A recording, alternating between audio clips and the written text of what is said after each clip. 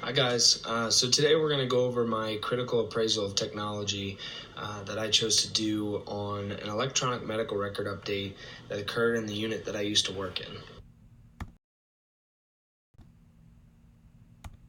Alright guys, so we're going to start with the clinical setting with where I chose to do my project, and that again was at a unit that I worked in at Geisinger Medical Center in Danville, Pennsylvania. I worked in a couple of different units there, so I'm just going to kind of stick to the three that are paired together for management purposes. The neuroscience ICU, the MICU, and also the SICU, the medical ICU and the surgical ICU, they're all managed by the same operations manager. So I'm going to kind of try to stick to that in terms of my interviews and stuff like that you'll see in further slides. But basically there's 196 staff members in those three units, and then there's also another 62 in the trauma ICU and another 94 in the cardiovascular ICU.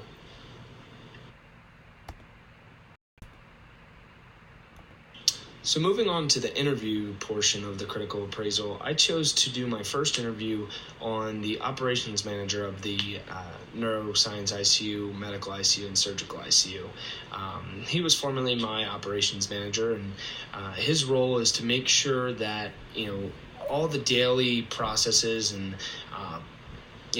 the way that an ICU is run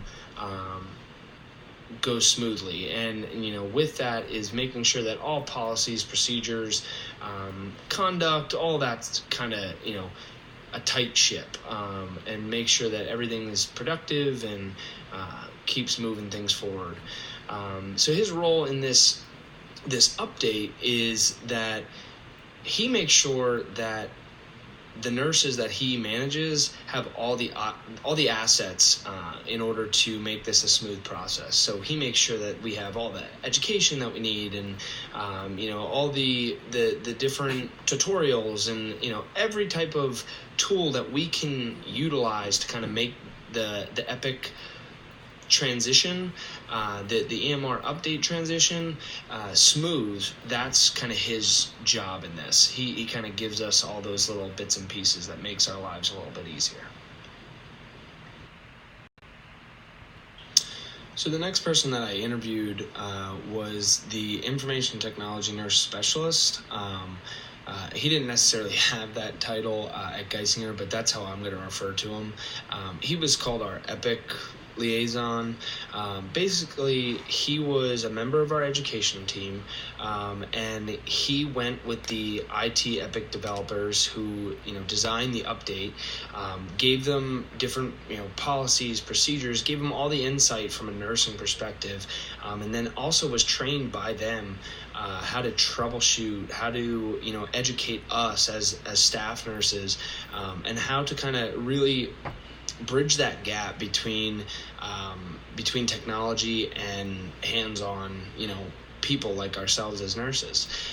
So basically his role was very important because he volunteered for it, and he kind of made sure that all the education was accurate, and that all questions were answered while he was there. And I'll mention this later, but our operations manager even gave him some time away from the bedside where he could kind of really focus and go around and just kind of answer questions, show people new things, and kind of show them how this update can really make their lives and their patients' lives a little bit easier. So my third and final interview was actually an interview with one of just the regular staff nurses on our unit. It was a friend of mine, and I kind of just spoke to her and said, what is your perception of this? What is, how does this affect you on a day-to-day basis? As an ICU nurse, time is everything. Sometimes you have seconds to do something, or you have a minute, or those little nuances that the more comfortable you get, the faster you are. That's really a huge thing in the intensive care world. So, I just kind of wanted to see what her thoughts were, how it was affecting the staff nurses. Does it throw people off? Do people like it? Just different things like that. And I just figured that input was very valuable, with it being that the main two people that this is affecting are the day-to-day nurses and the patients that they take care of. So now to answer the actual question of what is this update, or what is this Epic EMR transition that the ICUs were trying to implement, or Geisinger Health System was trying to implement.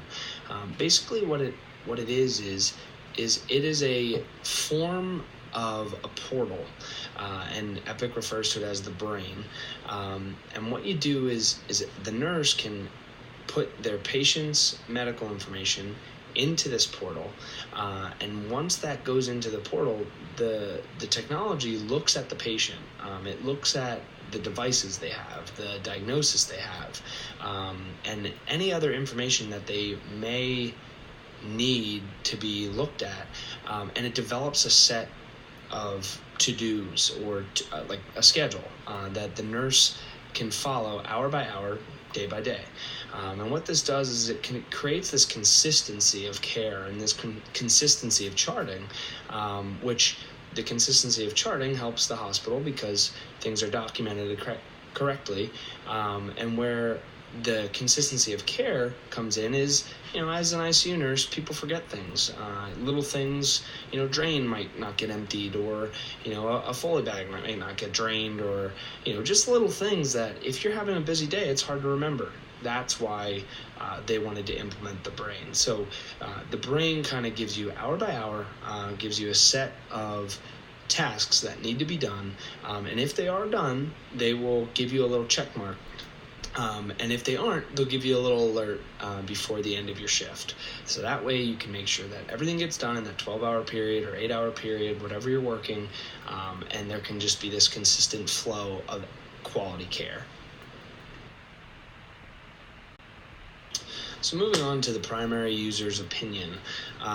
So as we can all kind of suspect, although nurses are big movers for change and we really believe in evidence-based practice, I think we can all agree that we've seen some pushback from nurses or ourselves, or just other fellow colleagues, that they didn't really want the change to occur just because there was some anxiety with it, or that they didn't really understand why we were doing it. And that's kind of what happened here. It wasn't anything major, but once everyone kind of started to understand what it was and why it was helpful, and all the advantages, which we'll get at too in just a moment, they kind of understood. But the big thing is it changed the whole layout of what the chart looked like. And as any experienced nurse or person that's worked in a hospital for a multitude of years, once you kind of get comfortable with charting, you can breeze through that with your eyes closed. So, you change some people's, charting layout, then, everything gets antsy and people get, kind of agitated. But once they kind of saw the advantages to it, and they kind of saw that, people really, it made their lives easier. The consistency part of it, the lists, just making sure that every task was done, all those things that at the end of the day, when you're scrambling after a busy day, those things are already kind of documented in the brain, and you can just peek back at it at the end of your shift and just be like, okay, did I get through 8, 9, 10, 11, all those hours that you were there? You can just gracefully look back at it and just be like, all right, yep, good. We got everything finished, and yes, there are some disadvantages. More experienced nurses, they kind of seemed like they were a bit disgruntled with it because they kind of felt like they were being belittled as nurses, and they felt like a part of their skill set was being taken away. But in all honesty, it really just helped the consistency of quality for our patients, and it also helped the hospital with making sure that things were documented accordingly, because we all agree that sometimes things get missed. So that's kind of why this helped so much. So next we're going to talk about the support within Geisinger as an organization, and honestly, it was top notch. They really, from upper level administration all the way down to the staff nurses, they really made it a continuous support system. The operations managers set up different classes and tutorials and stuff like that were available to us nurses just during the day. So no one had to stay extra hours or come in on an off day. They kind of managed to schedule a couple of resource nurses so that they could watch your patient while you went and quick did a half-hour tutorial. And then also our the administration and the managers allowed for our nurse specialist that I interviewed to take a month where he just came around, and all of the work days he just made sure that the unit ran smoothly and no one had a hard time with it. And if someone did, he sat with them for as long as they needed to kind of make it that it was the smoothest process for them. The other thing is the Epic IT department was also great. They provided 24-hour around-the-clock care to the nurses who maybe didn't get that nurse specialist benefit or those daytime tutorials. So for the night shift population, this was really a big thing, and it kind of just helped make the process smooth 24 hours, 7 days a week, which is what we do as nurses. So overall, the support through the organization was very unified.